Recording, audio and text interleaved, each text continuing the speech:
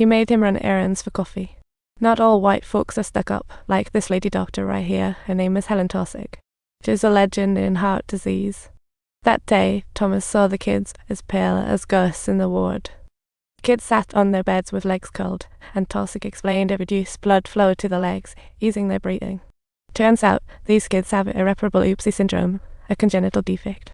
The main artery to the lungs is clogged, causing prolonged oxygen deprivation and a blue-purple face, like aliens. The only way is heart surgery, but in those less advanced medical times. No doctor dared operate on a human heart, leading to a 100 mortality rate.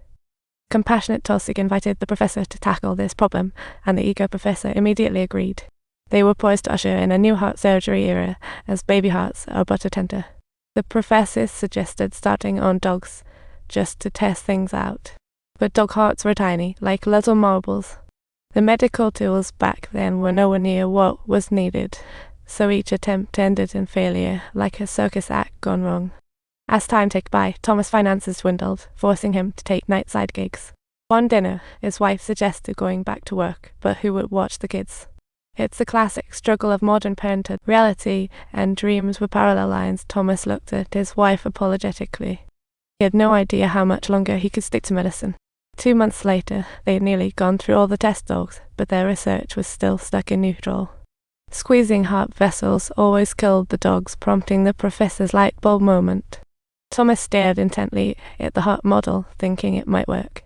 Meanwhile, the professor stumbled again due to inadequate equipment. Just as he was throwing a tantrum, he spotted the brand new respirator Thomas had whipped up.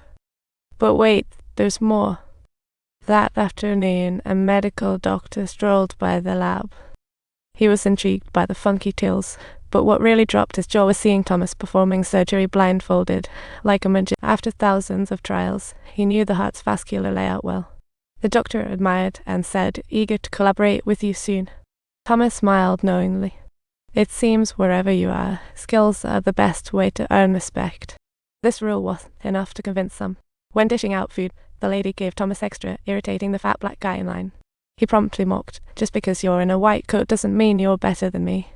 Your paycheck probably isn't even high. Thomas, always laser-focused on research, had never even heard of a ranking system for employees and rushed to HR in a daze. He found out he was a legit bottom-tier repair guy, working over 15 hours a day, earning a measly $68 a day, and that barely covered the essentials. What a way to live. The scariest part, he had been doing this for a whopping 13 years. Does anyone really live for just ideals? Until one day, a joke from the professor finally pushed Thomas over the edge. He ripped off his white coat and walked out. As much as Thomas loved his job, making sure his wife and daughter were taken care of was way more important than chasing dreams. The professor truly doesn't understand the ranking system. Successful people rarely notice the struggles below. Just as the professor was deep in thought, a student yelled for him to come quick. Seeing the blood oxygen levels, he realized Thomas had actually managed to cure the blue baby syndrome. At home, the professor's wife blamed him for responsibility. Realizing his mistake, he apologized in person. This was his first visit in a decade, but worth it. He secured Thomas a $25 monthly salary. The hospital also agreed to back pay him for last year, and he was promoted to a surgical technician role.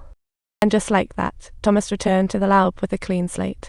They had successfully reversed the blue baby syndrome, and it was time to hunt. After countless nights of teamwork, Thomas pitched a daring idea: cut the clavicular artery and reroute it to the pulmonary artery like a traffic detour for blood.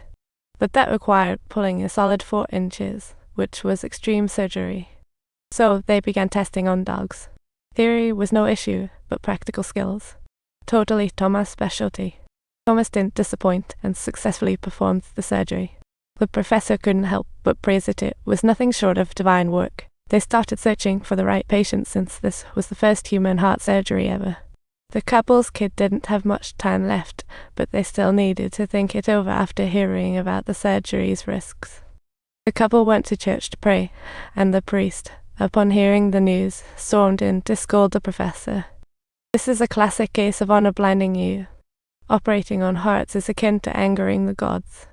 The professor politely escorted the priest out, but then, wouldn't you know it, the newly operating shunt burst 2 weeks later. They couldn't help but feel despair. What on earth went wrong and why did it happen? That morning, Thomas awoke from a nightmare and rushed into the lab, telling the professor he dreamt of a grown woman, but she sounded like a baby. Hearing this, the professor had the revelation human hearts grow, but the synthetic lines wouldn't. We need a new technique. Surgery must happen between the rear glass and the front glass, just what we need. And shoulders will grow. Meanwhile, the baby's condition worsened drastically, so they had to quicken their experimental pace. This time, Thomas was once again the lead surgeon, with the professor assisting, leaving all the other doctors in awe.